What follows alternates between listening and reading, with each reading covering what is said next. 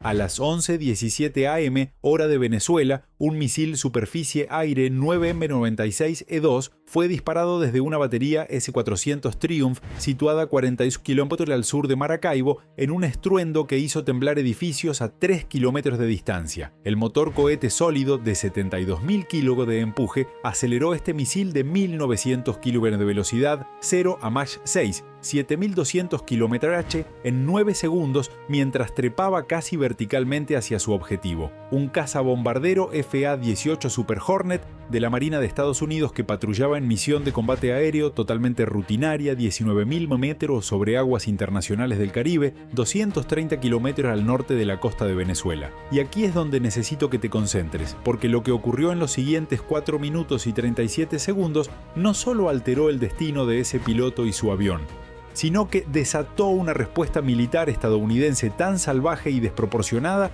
que Venezuela perdería alrededor de 2.300 millones de dólares en equipo militar y el 43% de su capacidad de defensa aérea en menos de 18 horas. Pero retrocedamos un poco porque para comprender cómo llegamos aquí, primero debes conocer la serie increíble de errores de juicio, errores tácticos y pura arrogancia que llevaron al comandante venezolano a tomar la peor decisión de su carrera militar: lanzar un misil contra una aeronave estadounidense que no había violado técnicamente el espacio aéreo venezolano ni mostrado intenciones hostiles. ¿Cómo carajos alguien piensa que esto es una buena idea?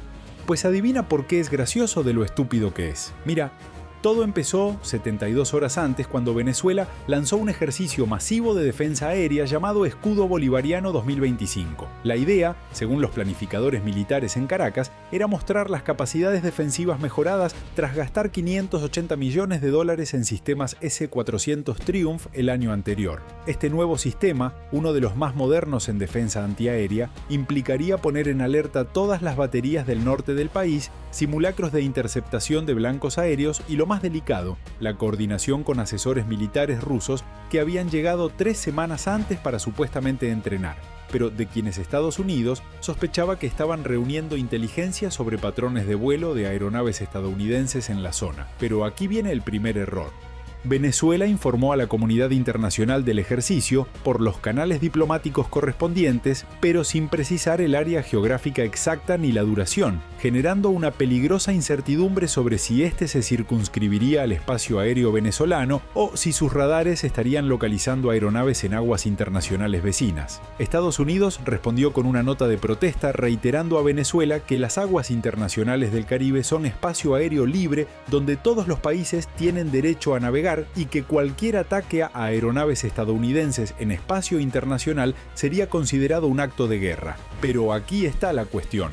Esa advertencia nunca llegó a alcanzar los niveles operativos de la Fuerza Aérea Venezolana, se perdió en la burocracia diplomática. El coronel Héctor Ramírez, el jefe de la batería S-400 ubicada en las cercanías de Maracaibo, era un militar con 23 años de servicio y fama de ejecutar órdenes con extrema agresividad. Había pasado 6 meses en Rusia el año anterior, donde los instructores le habían llenado la cabeza con la noción de que los S-400 eran mucho mejores que cualquier cosa que tuviera Occidente y que, en caso de guerra, podrían derribar casas estadounidenses si seguía los procedimientos adecuados. Y mira, no te voy a mentir, el S-400 Triumph es un bicho en papel, radar de vigilancia con alcance de 400 kilómetros, misiles con alcance de hasta 250 kilómetros que pueden alcanzar objetivos hasta 30.000 mm, puede seguir hasta 300 objetivos al mismo tiempo y dirigir hasta 36 misiles a objetivos distintos. Suena genial, ¿no? Sí, ya, pero aquí está la cuestión.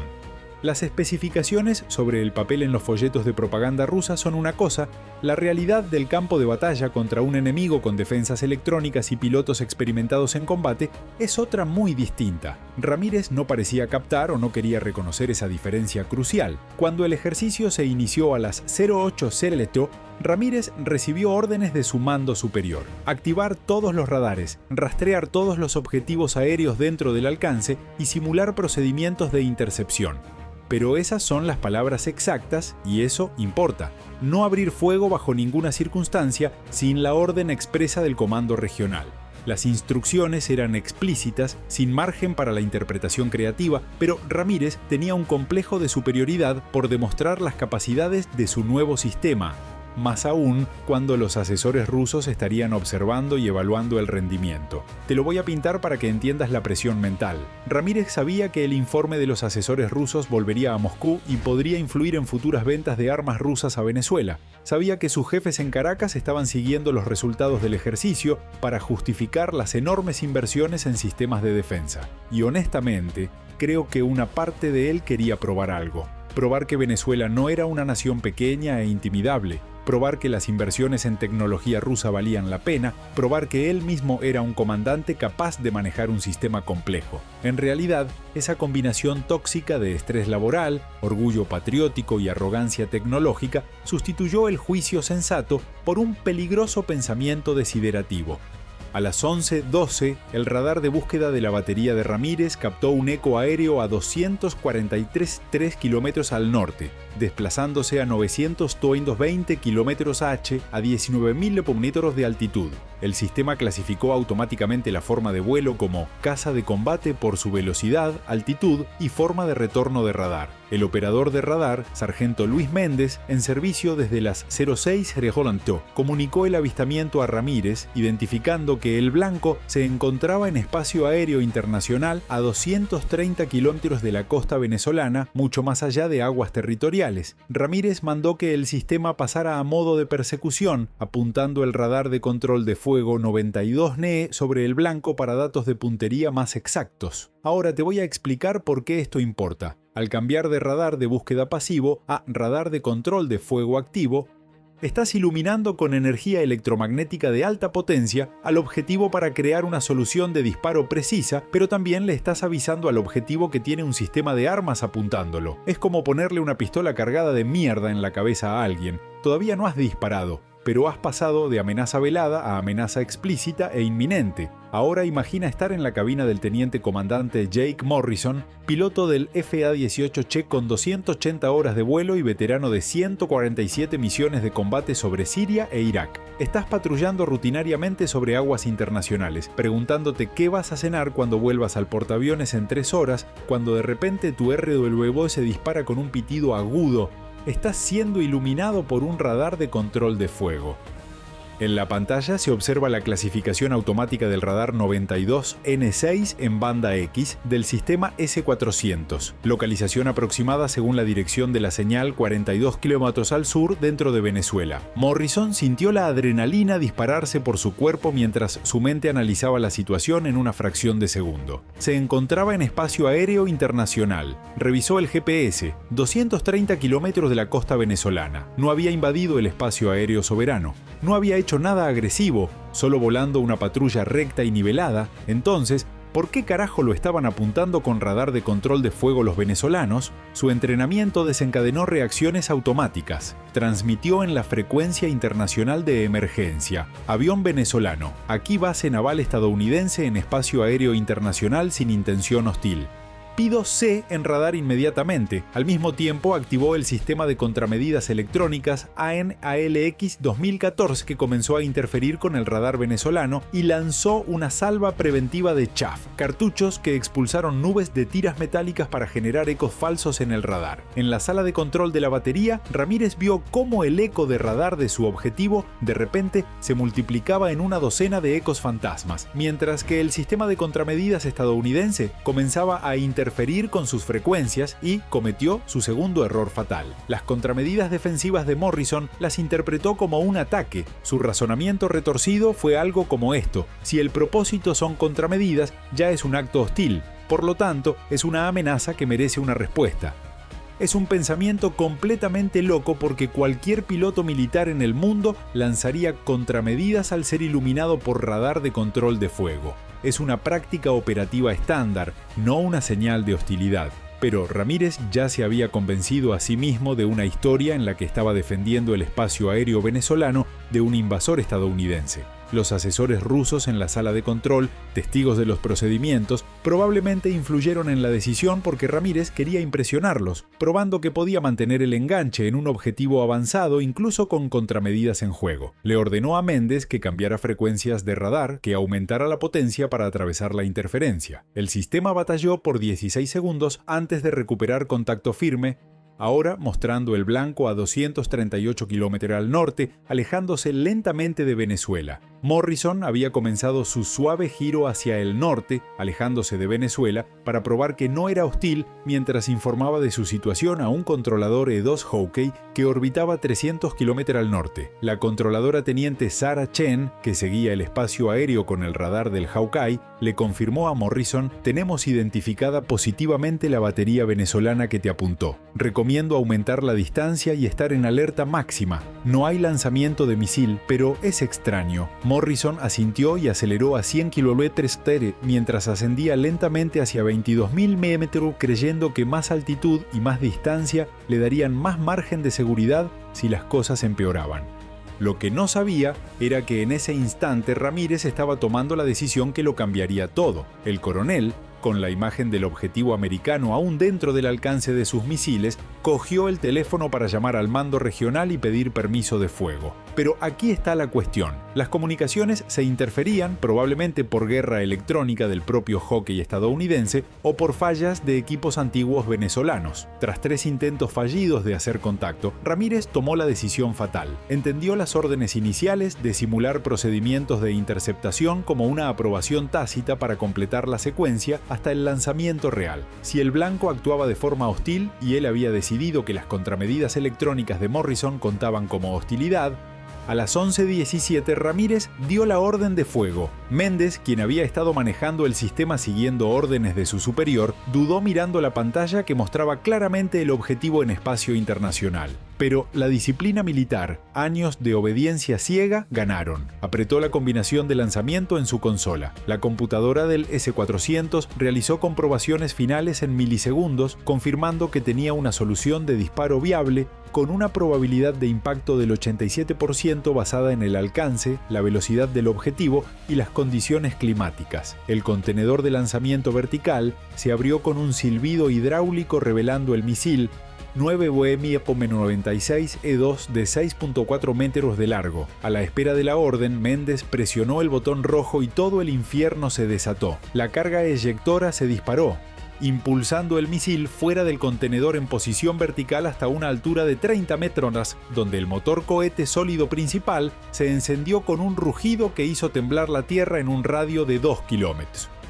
La llama de escape de 15 metros iluminó el área como si fuera mediodía, mientras el misil se elevaba al cielo a 45 ham de aceleración, alcanzando Mach 6 en 9 segundos. La trayectoria fue inicialmente vertical, luego se inclinó hacia el norte siguiendo las órdenes del sistema de guía, que recibía actualizaciones de radar terrestre cada medio segundo. En la cabina de Morrison, la alarma de alerta de misil sonó, una más desesperada, más aterradora. La de lanzamiento confirmado, no solo radarizado. La pantalla táctil mostró la ruta estimada del misil acercándose desde el sur. Velocidad de cierre de Mach 6.5, alrededor de 7 a 800 km/s, más los 1100 km/h de su propia velocidad. La computadora calculó tiempo hasta impacto, 2 minutos 43 segundos. Morrison no vaciló ni una fracción de segundo en sorpresa o incredulidad. Años de entrenamiento y experiencia en combate le dispararon respuestas automáticas que probablemente le salvaron la vida. Empujó el acelerador a pleno post-quemador y los motores General Electric F-14 aumentaron el empuje al instante, catapultando el FA-18E de 100 a 160 km/h en 12 segundos.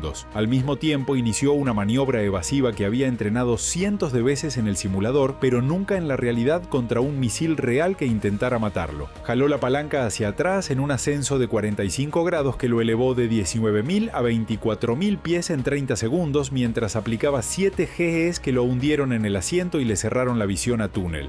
En la cima de la trepada, giró 362 sobre el eje longitudinal al tiempo que bajaba la nariz para iniciar un picado a gran velocidad. Estas maniobras agresivas, para liberar el enganche del buscador del misil y perturbar los cálculos de intercepción, liberaron otra salva de tiras metálicas y esta vez bengalas infrarrojas. Sabía que el misil probablemente usaba guía radar en lugar de infrarroja, pero en una situación de vida o muerte, usas lo que tengas a mano. El misil corrigió su rumbo en función de las maniobras de Morrison, su sistema de guía alimentado por datos de radar terrestre y su propio buscador de radar activo, que se encendió a 50 kilómetros del objetivo. Este buscador es inteligente, capaz de diferenciar el objetivo real de señuelos de cintas metálicas por el análisis de características de retorno de radar, velocidad Doppler y correlación con última posición conocida. Pero aquí es donde el entrenamiento y la estrategia de Morrison comenzaron a mostrarse. Siguió haciendo maniobras erráticas, subidas, bajadas, giros bruscos, cambios de velocidad cada 2-4 segundos. Nunca mantuvo un vector constante por más de 3 segundos. Esto obligaba al sistema de guía del misil a corregir continuamente su trayectoria y cada corrección añadía pequeños errores que se acumulaban. También Morrison se dirigía a una región donde sabía que el E-2 Hawkeye estaba emitiendo interferencia electrónica activa, degradando las señales de radar en las que se basaba el misil para la guía terminal. En frecuencia táctica envió una señal de emergencia. Gunlinger 21 siendo atacado con misiles E-400 lanzados desde Venezuela. Necesito apoyo de guerra electrónica ahora. Chen, en el Hawk, ya había detectado el lanzamiento a través de sensores infrarrojos de largo alcance del avión que capturaron la firma de calor del motor del misil y reaccionó de inmediato. Gunslinger 21. Activando máxima interferencia en tu sector, mantén maniobras evasivas. 4 Raptors redirigiendo a tu ubicación. Tiempo estimado 6 minutos.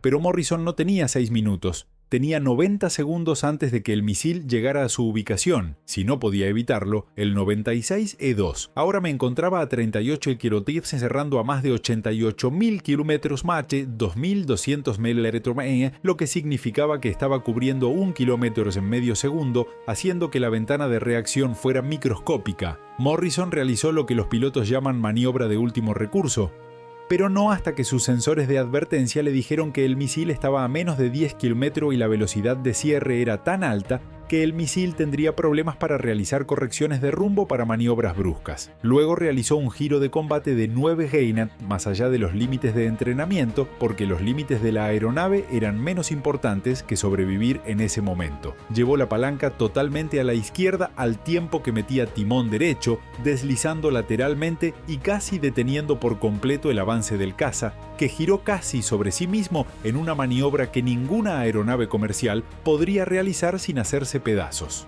Las G eran tan intensas que, incluso con el traje anti-G inflado, Morrison sintió que su visión se cerraba, a punto de perder el conocimiento, lo que los pilotos llaman gray out.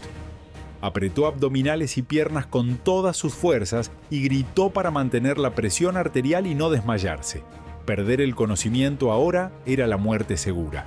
El misil trató de seguir el giro, pero las leyes de la física no perdonan. A Mach 6, el radio de giro mínimo del misil era de unos 4 km frente a menos de 2 km para el FA-18E a velocidad reducida tras maniobra evasiva. El misil pasó a 800 metros por debajo de Morrison, lo suficientemente cerca como para que viera el destello de su motor cohete a través de la cabina. La espoleta de proximidad del misil localizó el objetivo dentro de su radio de detonación de 1 km y ordenó la detonación de la ojiva de fragmentación de 70 kg. Pero por error de cálculo en la maniobra extrema de último momento, la explosión se produjo una vez que el misil había superado la casa.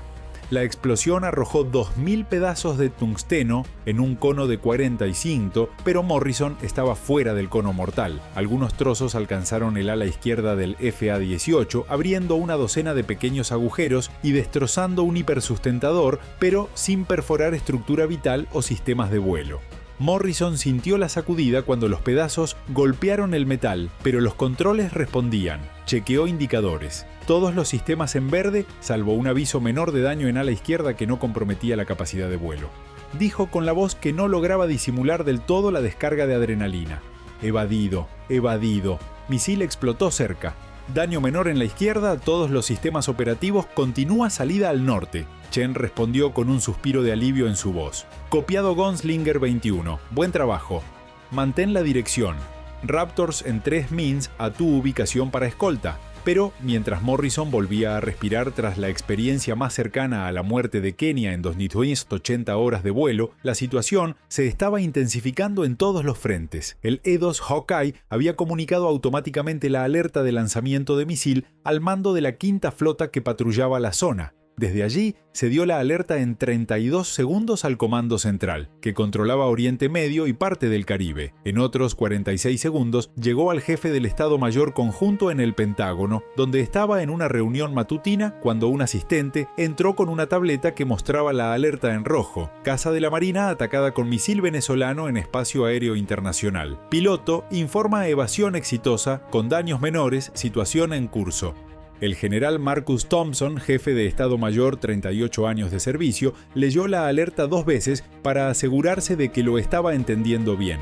Luego pronunció las palabras exactas que quedaron grabadas en la cinta de la reunión: necesito al presidente en línea ahora. Y vayan preparando respuestas porque Venezuela acaba de pasar un punto de no retorno. A las 11:23, 6 minutos después de que el misil fuera lanzado, el presidente de Estados Unidos fue informado por línea segura mientras regresaba en el Air Force One de una cumbre internacional en Europa. Le tomó 90 segundos escuchar el informe completo antes de hacer la pregunta clave: ¿el piloto está seguro? Sí, piloto sale volando del área escoltado a casas, daños menores en aeronave, personal ileso. El presidente entonces hizo la segunda pregunta que sellaría la respuesta: ¿un ataque premeditado o error de un comandante local fuera de control? El asesor de Seguridad Nacional respondió con sinceridad: señor, aún no lo sabemos, pero sinceramente no importa. Venezuela disparó un misil contra un avión estadounidense en espacio aéreo internacional. Eso es un acto de guerra, independientemente de la intención. Si no reaccionamos con contundencia, todo enemigo en el planeta lo tomará como flaqueza y atraeremos más agresiones. El presidente, un ex senador que siempre había favorecido la diplomacia sobre la fuerza militar, decidió en menos de 5 segundos. Autorizó una respuesta militar proporcional contra la batería que disparó el misil y contra cualquier sistema venezolano de defensa aérea que cree una amenaza persistente para nuestras operaciones. Quiero alternativas sobre mi escritorio en 2 horas, pero pongan en marcha medidas defensivas inmediatas para proteger nuestras aeronaves en el área. Y sabes, esas defensas iniciales fueron impresionantes en su rapidez y magnitud. En menos de 30 minutos tras el ataque, 4 F-22 Raptors en alerta en una base avanzada en Colombia despegaron en una misión para lograr superioridad aérea total sobre el norte de Venezuela. 6 FO A-18 más despegaron del portaaviones con AGM-8 y ARM para destruir radares venezolanos si volvían a actuar de forma hostil. 12 A-18G Growlers lanzaron guerra electrónica de espectro completo, saturando con 120 kilovatios de potencia de interferencia todas las frecuencias utilizadas por las defensas venezolanas, cegando sus radares más allá de 40 kilómetros. Un submarino de ataque clase Virginia, que había estado patrullando cerca, recibió instrucciones de aproximarse a aguas territoriales venezolanas y estar preparado para disparar misiles de crucero Tomahawk si la situación empeoraba. Y tal vez lo más importante, el portaaviones USS Ronald Reagan, que se dirigía al Pacífico, recibió instrucciones de dar la vuelta y dirigirse a toda máquina al Caribe, aumentando la fuerza naval estadounidense en la zona. Todo esto se desarrolló en 30 minutos, una capacidad de respuesta que pocos países en el mundo pueden igualar. Mientras tanto, en Venezuela, el horror se apoderaba de todos a medida que la verdad de lo que Ramírez había hecho se abría camino a través de la cadena de mando.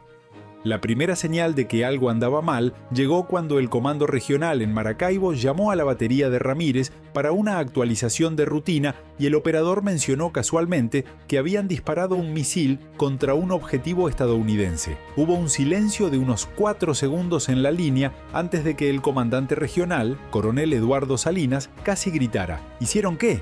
Repite eso ahora mismo. Cuando llegó la confirmación, Salinas, un veterano con 28 años en el servicio, captó de inmediato la magnitud del desastre. Envió un mensaje urgente al Ministerio de Defensa en Caracas. Tuvimos un incidente serio. Batería en Maracaibo disparó misil contra aeronave estadounidense en espacio internacional sin autorización. Necesito ayuda ahora. En el Ministerio de Defensa el mensaje causó confusión al principio porque parecía imposible que fuera cierto y algunos oficiales creyeron que se trataba de un error de comunicación o un ejercicio mal identificado, pero cuando llegaron confirmaciones adicionales de varias fuentes, incluidas las transmisiones estadounidenses que hablaban de ataque con misiles, la realidad se hizo evidente. El ministro de Defensa, general Ricardo Vázquez, convocó de urgencia al Gabinete de Seguridad que inició una reunión a las 12:40, poco más de una hora después del lanzamiento del misil. Entre los asistentes se encontraban el jefe de Estado Mayor de la Fuerza Aérea, el comandante de Defensa Aérea Integrada, el canciller y por videoconferencia el embajador de Venezuela ante la ONU. Vázquez inició la reunión con un discurso que algunos de los presentes calificaron como: «Caballeros, estamos ante la mayor crisis de la historia moderna de nuestra patria. Un comandante que no tenía autorización ha atacado una aeronave estadounidense en aguas internacionales. Necesito saber 3 cosas. Primero, ¿qué pasó? Segundo, ¿por qué sucedió? Y tercero, ¿qué carajos vamos a hacer al respecto antes de que los gringos conviertan este país en un estacionamiento?». El informe que siguió dibujó un retrato desastroso de incompetencia en todos los niveles. Ramírez había desobedecido órdenes, o al menos las había interpretado a su manera, según el punto de vista. La cadena de mando no había logrado garantizar que las instrucciones se interpretaran sin ambigüedad. Las comunicaciones habían fallado justo antes del lanzamiento y Ramírez no pudo informar al mando antes de despegar. Y la tutela de los asesores rusos había sido insuficiente o tal vez demasiado buena si habían provocado una conducta agresiva. Pero más allá de culpar, lo importante era qué hacer ahora que el misil había sido lanzado. La casa había sido invadida y Estados Unidos seguramente estaba planeando una represalia. Las ideas que barajaron en aquella reunión, según las transcripciones parciales que salieron a la luz más tarde, iban de lo optimista a lo delirante. El canciller propuso una disculpa inmediata, calificando el incidente como error horrible de un comandante fuera de control y una compensación más castigo para el oficial culpable, con lo cual esperaba satisfacer a Washington y evitar una escalada militar. El jefe de la Fuerza Aérea dijo que disculparse sería mostrar debilidad y propuso en cambio que Venezuela estaba defendiendo legítimamente su espacio aéreo contra provocaciones estadounidenses, aunque incluso mientras hablaba parecía darse cuenta de lo absurdo del argumento, ya que el caza estaba claramente en espacio internacional. El jefe del Estado Mayor fue inusitadamente realista al reconocer que Venezuela no tenía capacidad militar para resistir una respuesta estadounidense seria y que la mejor defensa era una diplomacia agresiva para recabar apoyo internacional, Rusia, China, que presionara a Estados Unidos a moderar su respuesta. Vázquez escuchó argumentos durante 38 minutos antes de decidir. Venezuela se disculparía calificando el incidente como un error no autorizado. Destituiría a Ramírez del mando y lo arrestaría. Pagaría una indemnización por daños a una aeronave estadounidense e invitaría a una investigación internacional del incidente. Al mismo tiempo, pondrían en marcha todos los canales diplomáticos a su alcance para moderar la reacción estadounidense. Pero aquí está la cuestión. Mientras los venezolanos debatían entre la diplomacia, Estados Unidos ya había elegido la guerra. A las 13:42 horas de Venezuela, 2 horas después del ataque con misiles, el presidente había revisado 3 opciones de respuesta del Pentágono. 1. Restringida, atacar solo la batería en particular que disparó el misil, mensaje focalizado. Opción 2. Moderada, destruir todas las baterías S-400 en el norte de Venezuela, degradando la capacidad defensiva en el área donde ocurrió el incidente. 3. Ataque total a toda la defensa aérea venezolana, destruyendo la capacidad de Venezuela de volver a amenazar a aeronaves estadounidenses de forma permanente. El presidente, tras hablar con el secretario de Defensa, el secretario de Estado y el asesor de Seguridad Nacional, eligió la número 2 modificada. Atacarían baterías SE-400, pero también radares de vigilancia aérea de largo alcance y centros de mando de defensa aérea. Justificación era que la respuesta tenía que ser lo suficientemente fuerte como para disuadir futuros ataques, pero no lo suficiente como para dejar a Venezuela indefensa y crear un vacío de seguridad en la región. La orden de ejecución se transmitió al Comando Central a las 1405 h, con instrucción de comenzar la operación en 6 horas. Esto dio tiempo para reposicionar activos y completar la planificación final. Mientras, planificadores militares afinaban los detalles de una operación que llamaron Martillo Justiciero, los acontecimientos seguían desarrollándose tanto militar como diplomáticamente. Morrison había logrado aterrizar su FA-18Y dañado en el portaaviones sin incidentes, donde fue recibido por el comandante del grupo aéreo, quien lo abrazó, algo poco común en la Marina, pero comprensible dadas las circunstancias. El equipo de mantenimiento inspeccionó daños, localizando 17 perforaciones de fragmentos en AA Isquiu. El más profundo había penetrado 6 milímetros en estructura de aluminio a 4 centímetros de faltar para el tanque de combustible interno. Literalmente, la diferencia entre una pequeña reparación y una explosión catastrófica. Morrison fue llevado a la enfermería, donde el médico confirmó que no tenía heridas físicas, más allá de magulladuras menores por el arnés de seguridad que lo había sujetado durante las maniobras extremas. Pero también observó signos de shock psicológico postraumático, sus manos temblando ligeramente. 120 de pulso incluso 30 minutos después de aterrizar. Incapacidad de hacer contacto visual por más de 2 segundos. Médico ordenó 24 horas de reposo antes de volver a volar. Decisión que Morrison acató sin protestar, algo raro en un piloto agresivo que quería volver a la cabina de inmediato. En Venezuela, Ramírez había sido detenido por policía militar a las 14:15 cuando unidad de seguridad llegó a su batería con órdenes escritas de Comando Supremo. Según testigos, Ramírez se resistió al arresto y dijo que había hecho lo correcto defendiendo el espacio aéreo venezolano.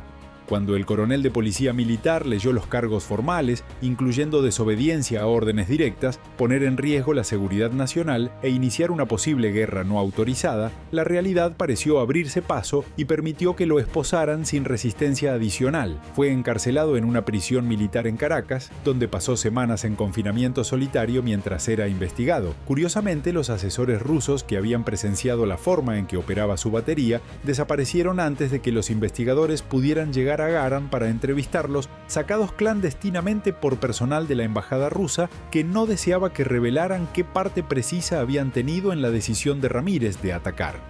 En términos diplomáticos, las cosas se aceleraban, pero no en la dirección que Venezuela hubiera deseado. El gobierno venezolano presentó una disculpa formal a las 15:30 a través de canales diplomáticos en Washington. El texto admitía que un comandante no autorizado había disparado un misil contra una aeronave estadounidense en espacio aéreo internacional. Se lamentaba por el accidente, prometía captura y juicio del oficial culpable y compensación por daños más plena cooperación en la investigación. Pero he ahí el problema con el timing, para cuando la disculpa llegó al escritorio del secretario de Estado estadounidense. La orden militar ya había sido dada e implementada y las tropas ya estaban en movimiento hacia sus posiciones de ataque. El secretario de Estado leyó la disculpa, le entregó el mensaje al presidente, quien respondió algo como: "Agradezco el gesto, pero eso no cambia el hecho de que se cometió un acto de guerra. La respuesta militar ya está en marcha. Seguiremos como estaba previsto". El mensaje se transmitió al embajador venezolano, quien según informes palideció al darse cuenta de que la diplomacia había llegado demasiado tarde para evitar una respuesta militar. Y déjame te pinto lo que se estaba moviendo hacia Venezuela, porque la magnitud era de locura. 8 F-22 Raptors de 2 escuadrones distintos ahora patrullaban los cielos sobre el Caribe norte de Venezuela, listos para derribar cualquier avión venezolano que intentara levantar vuelo. 12 FA-18C equipados para ataque supresor de defensas aéreas con 3 AGM-8 HARM, cada una de 36 misiles antirradiación listos para destruir cualquier radar venezolano. 4 EA-18G Growlers produciendo 200 kW combinados de interferencia electrónica. Sí, radares venezolanos a más de 50 kilómetros. 2 destructores clase Harley Berg se habían situado a 120 kilómetros de la costa venezolana, cada uno con 90 celdas de lanzamiento vertical cargadas con misiles de crucero Tomahawk listos para disparar. Un submarino clase Virginia se había acercado fuera del alcance de lanzamiento, cargado con 20 Tomahawks más. Y sobre todo esto, 3 bombarderos B-1B habían despegado de Texas, cada uno con 24 misiles de crucero ya SM más capacidad de bombardeo directo si era necesario. Era una fuerza de ataque de $12.000 millones en armamento de alta tecnología dirigiéndose a un país cuyo presupuesto anual de defensa era de 2.000 millones. La disparidad era tan grande que el resultado nunca estuvo en duda.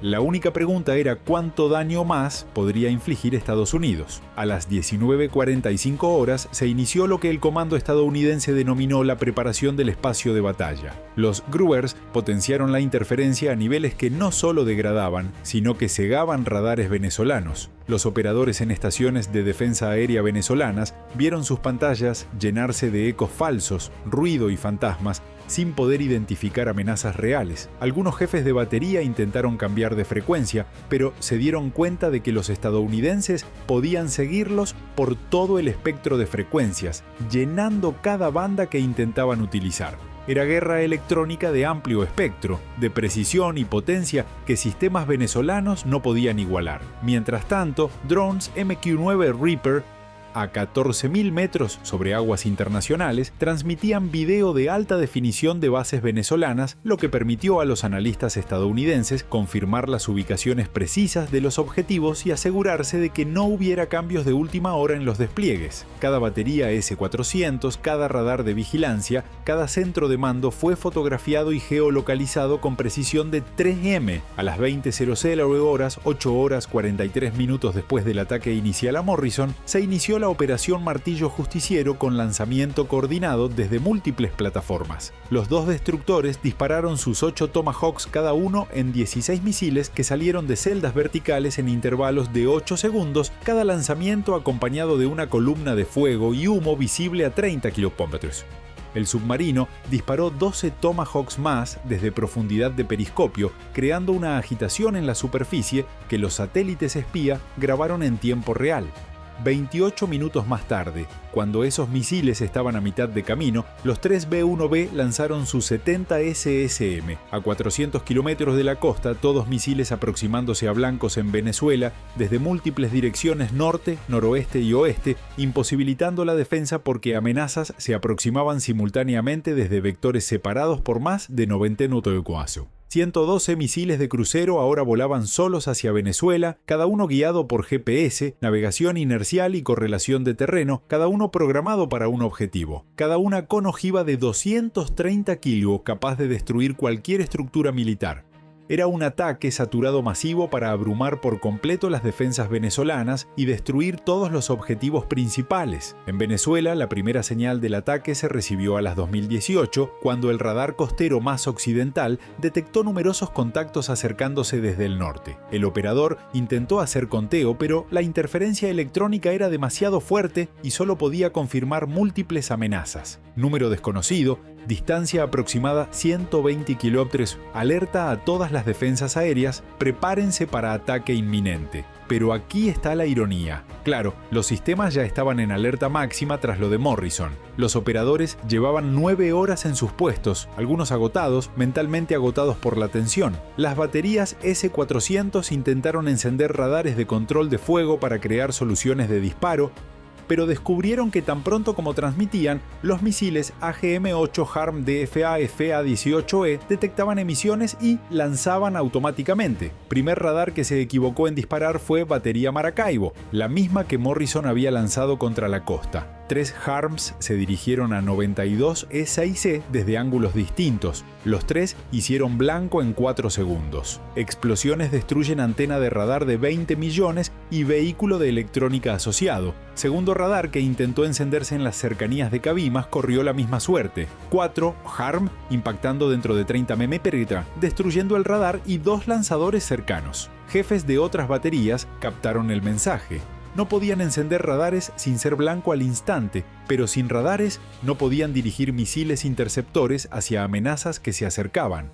Estaban ciegos ante las docenas de amenazas que se abalanzaban sobre ellos. Algunos comandantes llegaron a disparar misiles en modo autónomo, sin guía de radar, con la esperanza de que los buscadores propios de los misiles capturaran blancos. Pero la probabilidad de éxito en esas circunstancias era muy baja, inferior al 5%. 18 misiles interceptores fueron disparados desde 4 baterías distintas por 58 millones en hardware para conseguir 0 derribos. Todos los misiles se quedaron sin combustible, sin alcanzar objetivos, cayendo al mar o a tierra desierta. Fue un derroche desesperado, pero también una exposición fatal de las incapacidades de las defensas venezolanas contra un ataque combinado de guerra electrónica de espectro completo. A las 20:39, los primeros Tomahawk tocaron tierra venezolana tras recorrer 100 km en 1 hora 20 minutos. Cruzaron el mar a 80 metros de altura sus sistemas de correlación de terreno reconociendo inmediatamente cambio y corrigiendo rumbo. A su altura final sobre el terreno se elevaron a 300 metros, pusieron en marcha buscadores de imagen y rastrearon blancos. Objetivo 1, batería S-400 en Maracaibo, la que le disparó a Morrison. 3 Tomahawks habían sido programados en esta batería para destrucción total. Primer misil destruyó vehículo radar de búsqueda ONE-6C que sobrevivió a ataques HARM anteriores. La penetración y la explosión transformaron un radar de 30 millones en una nube de metralla. Segundo, Thomas Hawk chocó contra el vehículo de mando destruyendo computadoras de control de batalla y sistemas de comunicación. Tercero, golpeó el complejo de almacenamiento de misiles donde 696 interceptores todavía estaban en sus contenedores. La explosión activó los cohetes propulsores de los interceptores, provocando una explosión secundaria de 12 toneladas de TNT que se sintió como un temblor de tierra a 15 kilómetros de distancia. Las siguientes 3 horas fueron una pesadilla para las fuerzas venezolanas, ya que 112 misiles golpearon objetivos en todo el norte del país. Segunda batería S-400 al oeste de Cabimas fue alcanzada por 4 misiles, destruyendo todos sus vehículos radar, lanzadores y de comando. Tercera batería próxima a punto fijo fue destruida por 5 misiles lanzados desde distintas direcciones en 22 segundos. Cuarta batería intentó reposicionarse tras observar ataques en otras posiciones, pero 3 YASM alcanzaron sus vehículos en plena carretera, destruyéndolos mientras se desplazaban indefensos y con sus sistemas de defensa sin activar. En menos de una hora, las 4 baterías completas S-400 pagadas por Venezuela, 960.000 hilones, se habían convertido en chatarra humeante, pero los ataques no se detuvieron en sistemas de misiles. 6 radares de vigilancia aérea de largo alcance, incluidos 3 radares Novinum NC de 40 millones de euros cada uno, fueron destruidos, suprimiendo la capacidad de Venezuela para identificar aeronaves que se acerquen a más de 50 kilómetros. 3 centros de mando y control de defensa aérea regional fueron golpeados con precisión quirúrgica, misiles atravesando techos y explotando dentro de edificios, destruyendo sistemas de comunicación y computación. 4 depósitos de misiles fueron destruidos, junto con 180 millones en piezas de repuesto que habrían permitido reabastecer sistemas dañados. A las 23:15 el ataque había terminado. Se habían disparado 112 misiles, 104 de ellos alcanzando sus objetivos. Tasa de éxito del 93%, excelente. 8 misiles fallaron por causas distintas, 3 fallaron en sus sistemas de guía y se estrellaron en zonas despobladas. 2 fueron derribados por fuego antiaéreo de cañones de 20 milímetros en golpes fortuitos, 3 fallaron por problemas de coordenadas programadas, pero aunque afortunadamente los errores fueron en zonas no habitadas, el daño acumulado fue enorme. 4 baterías completas S-400 destruidas, 960.000 ojones. 6 radares de largo alcance destruidos, 140 millones. Centros de mando destruidos, 90 millones. Depósitos de municiones destruidos, 180.000. Infraestructura de apoyo, generadores de energía y sistemas de comunicación destruidos por un valor de 60.000. Daño directo total de alrededor de 1.430 millones de dólares, sin tener en cuenta que sustituirlo llevaría años y costaría mucho más por la inflación y la dificultad de conseguirlo bajo sanciones. Recuerda suscribirte al canal, activar la campanita para no perderte ningún video y deja un like para apoyar el canal. Gracias por mirar.